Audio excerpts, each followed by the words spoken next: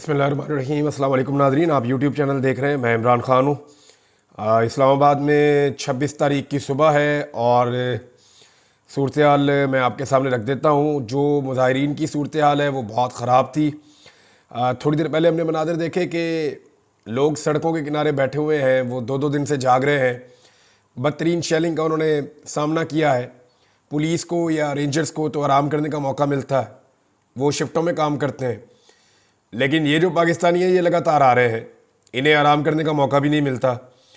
तो फजर की नमाज के बाद लोगों को सड़कों के किनारे पे शिवरिंग करते हुए, कांपते हुए, चादरों में लिपटे हुए, घंटे के लिए आराम करते हुए देखा। और उसके बाद फिर पाकिस्तान तहरीक इंसाफ रवाना हो गई कि जी हम डी चौक पहुँचेंगे। बुशरा बीबी ने कारकुनों से बात करते हुए एक बात बताई। उन्होंने कहा कि मुझे इमरान खान ने ये कहा था कि अगर मेरी अपनी वीडियो भी आ जाए तो डी चौक के अलावा कहीं और नहीं जाना। यानी ये मैं क्लैरिटी के साथ आपको, यानी उनको इतनी क्लैरिटी है कि जाना ही डी चौक में है। और इमरान खान साहब से ज़बरदस्ती अगर कोई वीडियो आ भी जाती है तो इमरान खान साहब ने खुद कहा था कि ये मेरा फैसला है, आप लोगों ने जाना डी चौक ही है, चाहे मेरी वीडियो बना के भी आपके पास कोई ले आए। तो अब वो डी चौक की तरफ जा रहे हैं। जो 26 नंबर चुंगी है वो रात को अबूर हो गई थी, जैसा कि मैंने आपको आखिरी वीलॉग में बताया कि आधी रात को कारकुनों ने उसको क्रॉस कर लिया था। और वो क्रॉस कैसे हुई, उसके बाद एक हादसा हुआ इस्लामाबाद में। उसमें पाकिस्तान तहरीक इंसाफ का एक कारकुन, उसके अलावा 3 रेंजर्स के एहलकार और एक जो है वो एफसी का एहलकार जो है, ये 5 लोग उस वाक़े के अंदर जाँ बहक हो गए हैं। ये वाक़या कैसे हुआ, इसके ऊपर जो है वो पाकिस्तान का इलेक्ट्रॉनिक मीडिया उसको फौरी तौर पर जगाया गया। और बहुत सारे ऐसे सहाफ़ी जो पाकिस्तान तहरीक इंसाफ से बहुत नफ़रत करते हैं, उन्होंने खबर ऐसे दी कि तहरीक इंसाफ में से कोई बंदा गाड़ी लेकर आया और उसने रेंजर्स पे और पुलिस पे चढ़ा दी गाड़ी और अटैक कर दिया और इसको एक मंसूबे के तहत एक हमला करार दिया गया।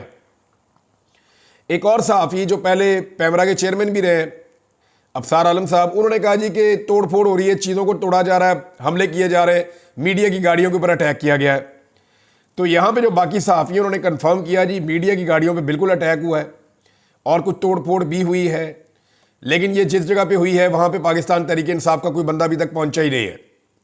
ये जहाँ पे एहतजाज होना है बाद में, ये वहाँ हुई है।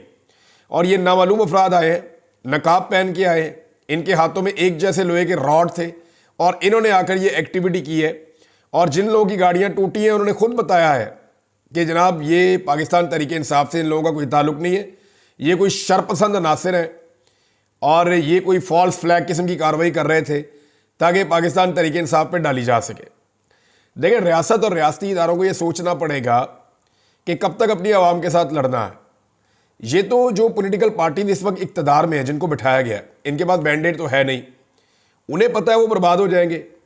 इस्लामाबाद के तीनों MNA जो हैं वो जाली फार्म 47 पे हैं, तो किसी के लिए भी मुमकिन है कि अपने 20-25 आदमी जो है वो शामिल करके शरपसंदी करवा दें या कारकुनों के पहुंचने से पहले कोई ऐसी एक्टिविटीज़ करवा दें, आग लगवा दें, कोई काम ख़राब कर दें। तो किस किस पे नज़र रखेंगे? लेकिन जो पाकिस्तान तहरीक इंसाफ के कारकुन हैं उन्हें नज़र रखनी पड़ेगी। अब ये वाक़ा जो हुआ, जो एक हादसा हुआ है जिसमें लोग जाँ बहक हुए, इसको कहा गया पाकिस्तान तहरीक इंसाफ ने अटैक किया है, लेकिन 2 वीडियोज़ ने सारी की सारी कहानी खोल कर रख दी है। मैं आपको तफसीलात इसकी बता देता हूँ। सबसे पहले आप नंबर देख लें। 3 रेंजर्स के एहलकार हैं, एक एफसी का एहलकार है, एक आम शहरी है। और ये जो आम शहरी है ये भी 6 माह पहले एफसी से रिटायर हुआ है। इस आम शहरी का जो नाम है, इसका नाम मोहम्मद इलियास है। इसके भाई का इंटरव्यू लिया मुतीउल्लाह जान साहब ने और उन्होंने इसको चलाया और उन्होंने ये सारा मामला खोला है और 2 वीडियोज़ के साथ ये सारा मामला खुल गया। हुआ ये, जो अभी तक कहानी समझ आ रही है, कि 6 नंबर चुंगी के ऊपर बड़ी ज़बरदस्त किस्म की शेलिंग हो रही थी। और ये बात अहमद फराद साहब ने और बहुत सारे वहाँ जो एहतजाज करने वाले मुजाहिरीन हैं उन्होंने ये बात बताई कि इतनी ज़्यादा शेलिंग हुई कि हमने माजी में कभी नहीं देखी। 1-1 मिनट में 20-20, 25-25 शेल जो है वो फायर किए जा रहे थे और इतनी शदीद शेलिंग में शेल ख़त्म होना शुरू हो गए। तो जब शेल ख़त्म हुए और मुजाहिरीन नहीं रुके और बहुत करीब पहुँच गए और चारों तरफ से घेरा पड़ना शुरू हुआ, तो शेल ख़त्म होने पर सिक्योरिटी फोर्सेज ने वहाँ से निकलने का फ़ैसला किया। गाड़ियाँ उनके हक़ में खड़ी थी, उनको वहाँ से निकलना था, तो फौरी तौर पे निकलने की जब कोशिश की तो इसमें फायरिंग भी की गई, लेकिन ये फायरिंग मोहसिन नकवी के गले पड़ जाएगी। उसकी वजह यह है कि इस वक्त आलमी मीडिया में हर तरफ यही खबर चल रही है और लोग इसको ट्रांसलेट करके चला रहे हैं। बैनुल-अक़वामी सतह पर इस खबर को उठाया गया है कि पाकिस्तान के वज़ीर दाखिला ने यह धमकी लगाई कि हम रेंजर्स को बुला के 5 मिनट में फायरिंग करेंगे और सारा खाली करवा देंगे। और उसके कुछ देर के बाद वहाँ पे फायरिंग हो गई और उस फायरिंग के अंदर 20 लोगों को गोलियां लग गई। वहाँ पाकिस्तान तहरीक इंसाफ के 2 कारकुनों की जो है वो शहादत भी रिपोर्ट हुई है। तो 3 कारकुन पाकिस्तान तहरीक इंसाफ के जो मीडिया रिपोर्ट्स हैं उनके मुताबिक मैं आपको बता रहा हूँ, मीडिया रिपोर्ट्स के मुताबिक 3 कारकुन पाकिस्तान तहरीक इंसाफ के शहीद हो गए हैं। और फ्रंटियर पोस्ट की रिपोर्ट है और वो ये कह रही है कि 3 कारकुन पाकिस्तान तहरीक इंसाफ के जो एहतजाज करने के लिए आए हैं वो जाँ बहक हो गए हैं और ये कन्फर्मेशन आ चुकी है। उसके बाद वहाँ से जब रेंजर ने और पुलिस ने निकलने का फैसला किया, एफसी ने निकलने का फैसला किया, तो पीछे गाड़ियाँ खड़ी थी। अब ये जो वीडियो एक नज़र आई है उसमें ये दिखाया जा रहा है कि ये गाड़ियाँ बहुत रफ्तार में वापस गई हैं, क्योंकि पीछे इस्लामाबाद और रावलपिंडी के नौजवान खड़े थे सड़कों के किनारे पे, जो काफिले के आने का इंतजार कर रहे थे।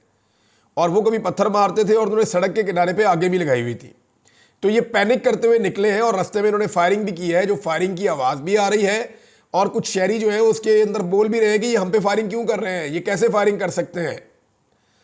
तो वो गाड़ियाँ इतनी रफ्तार में गई हैं और कुछ गाड़ियों ने लोगों की तरफ भी गाड़ियाँ मोड़ी हैं। इसकी बाकायदा वीडियोज़ मौजूद हैं। उस वक्त कुछ एहलकार गाड़ी में से गिरे हैं और पिछली गाड़ियां उनके ऊपर चढ़ी है। ये मुतीउल्लाह जान साहब ने रिपोर्ट किया। अब जो शहरी शहीद हुआ, जो रिटायर्ड एफसी का मुलाजिम है सफ़ीर अली, उसका भाई है, यानी जो शहीद हुआ उसका नाम है मोहम्मद इलियास, जिसकी जान चली गई। सफ़ीर अली उसका भाई है। ये शहीद होने वाला 3 रेंजर्स और 1 एफसी वाले के साथ शहीद हुआ है। यहाँ पे इस वाक़े में 5 लोग शहीद हुए। अब ये जो मोहम्मद इलियास है, इसका भाई सफ़ीर अली कहता है जी मैं मौके पे मौजूद था, हम लोग सामने वाली तरफ खड़े होकर देख रहे थे कि क्या हो रहा है और हम पाकिस्तान तहरीक इंसाफ के एहतजाज को सपोर्ट कर रहे थे। इतने में ये गाड़ियाँ बहुत तेज़ी से भागी, इनके पास शेल ख़त्म हो गए थे और ये वहाँ से निकले हैं और ये बहुत तेज़ी से लोगों के ऊपर गाड़ियाँ चढ़ गई हैं। जब उनसे पूछा गया तो आपको कैसे पता किन की गाड़ियाँ हैं, तो उन्होंने कहा जी कि वो बाकायदा नज़र आ रही थी कि वो सिक्योरिटी फोर्सेज की गाड़ियाँ, उनके ऊपर उनके वो लिखे हुए थे, वो रेंजर्स की और पुलिस की गाड़ियाँ थी। और उनका भाई जो है वो इस वाक़े के अंदर ज़िंदा नहीं बचा, वो चले गए पुलिस स्टेशन। अब वो ये बताते हैं कि पुलिस स्टेशन में मेरे पे दबाव डाला गया कि आप इस मुकदमे का इल्ज़ाम पाकिस्तान तहरीक इंसाफ पे लगा दें। यदि पुलिस ने मेरे पे बहुत दबाव डाला तो मैंने पुलिस से कहा जी मैंने खुद देखा, मेरे पास और भी गवाह है, सरकारी गाड़ियों के नीचे आके मेरा भाई जो है वो मरा है, तो मैं तो मुकदमा वहाँ पे करूँगा और मैं सही बात लिखवाऊंगा मुकदमे में, मेरा एक ही भाई था वो कह रहा है, तो मैं क्यों झूठ बोलूँ। तो फिर पुलिस ने उसको वहाँ से निकाल दिया और ये कहा कि हम अपनी मुद्दईयत में मुकदमा खुद ही दर्ज कर लेंगे, हम तेरा मुकदमा दर्ज नहीं कर सकते। उसको धमकियाँ भी दी और उसको वहाँ से वो कहता है जी मुझे निकाल दिया। अब ये इंसिडेंट है जो एक बंदे के भाई ने भी बता दिया और वो वीडियोज़ भी उसको सपोर्ट कर रही है। तो है बड़ा अफसोसनाक वाक़या, इंतहाई अफसोसनाक वाक़या है, लेकिन इसको एक हादसा करार दिया जा रहा है। वैसे भी एक बात है कि जो लॉन्ग मार्च के साथ गाड़ियाँ आई हैं या पाकिस्तान तहरीक इंसाफ की अगर गाड़ियाँ हैं तो वो तो भी कंटेनर हटा रहे थे, वो तो भी बहुत पीछे थे और कंटेनर्स की इस तरफ तो किसी की गाड़ी आ ही नहीं सकती थी उस वक्त। और जो कीड़ी की रफ्तार के साथ काफिला चल रहा है, बहुत स्लो स्लो स्लो स्लो आगे बढ़ रहा है, उसकी गाड़ी ऐसे 100 की रफ्तार पे इतनी तेज तो नहीं जाएगी ना, वो तो जा ही नहीं सकती और अकेली गाड़ी यहां तक आएगी क्यों। तो ये कॉमन सेंस की भी बात है, लेकिन ये बड़ा अनफॉर्चुनेट इंसिडेंट है। ये वाकया नहीं होना चाहिए था, इसको अवॉइड किया जा सकता था लेकिन नहीं किया गया। इमरान खान की बहनों ने और बुशरा बीबी ने बड़ा क्लियरली कहा कि जी हम जाएंगे डी चौक। इमरान खान साहब को मुख्तलिफ ऑप्शन पेश किए गए, गुज़िश्ता रात भी पेश किए गए, लेकिन इमरान खान साहब ने इस दबाव को बर्दाश्त किया। उनके अपने लोग भी उनके बाद भेजे गए लेकिन इमरान खान साहब नहीं माने। अब डी चौक और मुजाहिरीन के बीच में आखिरी जगह पे 0 पॉइंट के आसपास की G10 का इलाका है। मुझे इस्लामाबाद के इलाकों में ज़्यादा नाम भी याद नहीं रहते, लेकिन G10 का इलाका है जहाँ पे रेंजर और पुलिस मौजूद है और वहाँ शदीद शेलिंग हो रही है। जो वहाँ से रिपोर्टर रिपोर्टिंग कर रहे हैं उनसे मेरी बात हुई और मैंने कुछ उनसे जो विजुअल्स आए वो मैंने देखे, तो यहाँ पे शदीद शेलिंग और रबड़ की बुलेट चल रही हैं और पाकिस्तान तहरीक इंसाफ के कारकुन इसके बावजूद थोड़ा थोड़ा आगे बढ़ते जा रहे हैं। अब ये लोग अगर इसी रफ्तार से आगे बढ़ते रहेंगे तो ये रुकावट क्रॉस करने के बाद ये स्ट्रेट अवे जाएंगे डी चौक में। इस्लामाबाद में आइन की दफ़ा को इस्तेमाल करते हुए फौज को तलब कर दिया गया है। 53 ब्रिगेड आपको पता है इस्लामाबाद में आती है हमेशा, तो उसको तलब किया गया। इससे पहले जब फौज तलब की गई थी तो SCO की कॉन्फ्रेंस हो रही थी, जिसे आप शंघाई ताउन तंजीम का इजलास कहते हैं। वो जब पाकिस्तान में हो रहा था, जब पहले गंडापुर आए थे लोगों को लेकर, उस वक्त तलब किया गया था। तो फौज के हवाले से कुछ लोगों ने ये कहा जी कि इस्लामाबाद को फौज के हवाले कर दिया गया है। अभी तक क्योंकि नोटिफिकेशन सामने नहीं आया, कुछ लोग ये कह रहे हैं जी फौज को रेड जोन में तैनात किया गया है या सिक्योरिटी की ड्यूटी के ऊपर लाया गया है। अभी कुछ कहा नहीं जा सकता। देखिए, अगर मुजाहिरीन को रोकने के लिए फौज को लाना होता तो मुजाहिरीन को फौज खैबर पख्तूनख्वा में ही रोक लेती। और दूसरी बात यह है कि लोगों को रोकने का मैकेनिज्म फौज के पास होता नहीं है। फौज के पास हथियार है, वो उससे मार सकते हैं, उनके पास डंडा वंडा नहीं होता, फौज के पास वाटर कैनन भी नहीं होता, फौज की ये आंसू गैस की शेलिंग करने की भी उनकी कैपेसिटी या उनकी ट्रेनिंग नहीं है। वो तो हथियार के साथ लड़ सकते हैं, या उनको रेस्क्यू करना आता है, सिक्योरिटी करनी आती है, या वो हथियार के साथ लड़ सकते हैं। तो वो एक प्रोफेशनल मिलिट्री है, वो इस काम के लिए नहीं है, इसलिए इससे पहले उनको कभी इस्तेमाल नहीं किया गया इस काम के लिए, रास्ते में भी नहीं किया गया। तो जहाँ तक मेरी अंडरस्टैंडिंग है वो ये है कि इस्लामाबाद में जो हसास इलाके हैं या इमारतें हैं या रेड जोन है, उसके तहफ़्फ़ुज़ के लिए गालिबन फ़ौज को बुलाया गया है और वो उसका इंतज़ाम संभालेगी। पब्लिक के सामने फ़ौज को मुझे नहीं लगता किया जाएगा। हालांकि ये इस हुकूमत की बड़ी ख्वाहिश हो सकती है, हुकूमत ये कोशिश कर सकती है, उनकी ये ख्वाहिश हो सकती है कि मुजाहिरीन को फ़ौज के मद्दे मुकाबिल लाया जाए या फ़ौज को मुजाहिरीन के मद्दे मुकाबिल लाया जाए, दोनों एक ही बात है। लेकिन ये माजी में कभी हुआ नहीं और ऐसी बेवकूफ़ी कभी किसी ने की नहीं। लेकिन इस हुकूमत से आप कोई भी तवक्को इसलिए कर सकते हैं कि इनका सारा कुछ ही दाव पे लगा हुआ है।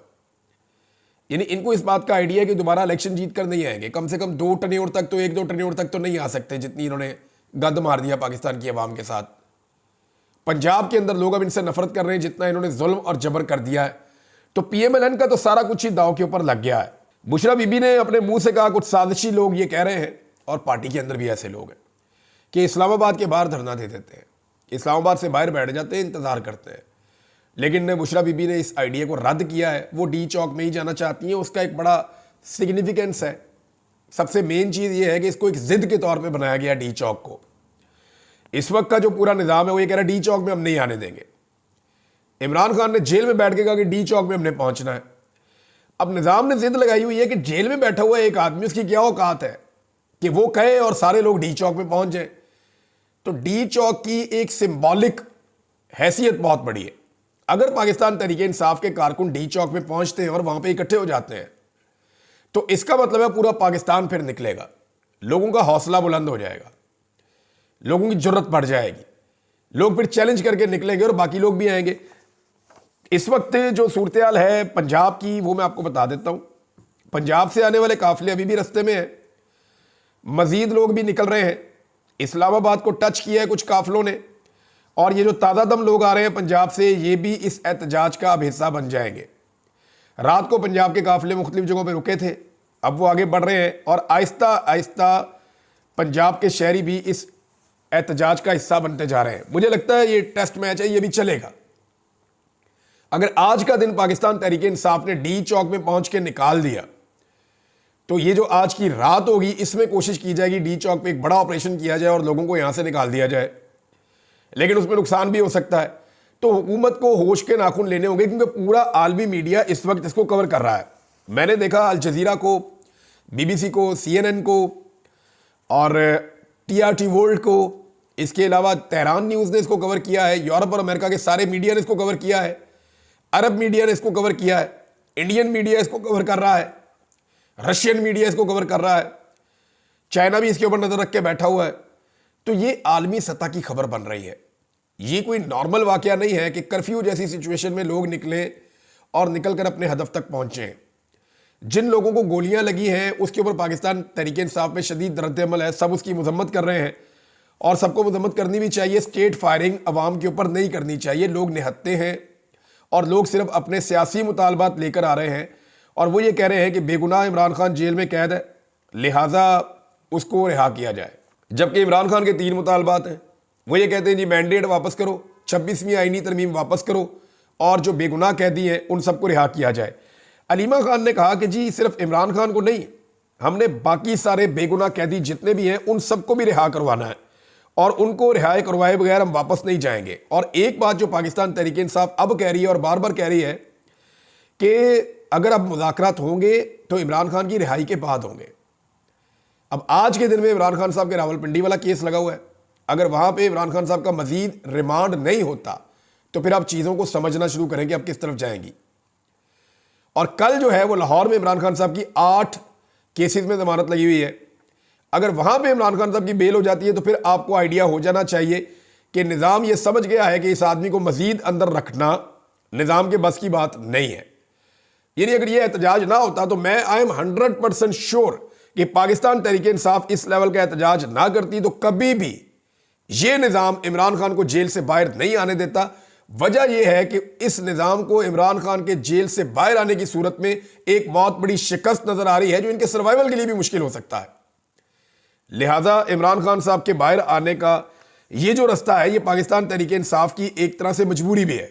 अब नाज़रीन, इस वक्त जहां शेलिंग हो रही है G10 पे, वहां सूरत हाल ये है कि थोड़ी देर पहले मीडिया ने रिपोर्ट किया कि हवा पुलिस की तरफ हो गई है और ये जितने शेल फेंकते हैं वो पाकिस्तान तहरीक इंसाफ को जितना डैमेज कर रहे हैं उतना ही पुलिस को भी कर रहे हैं, क्योंकि बहुत तेजी से शेल्स का धुआं पुलिस की तरफ आ रहा है।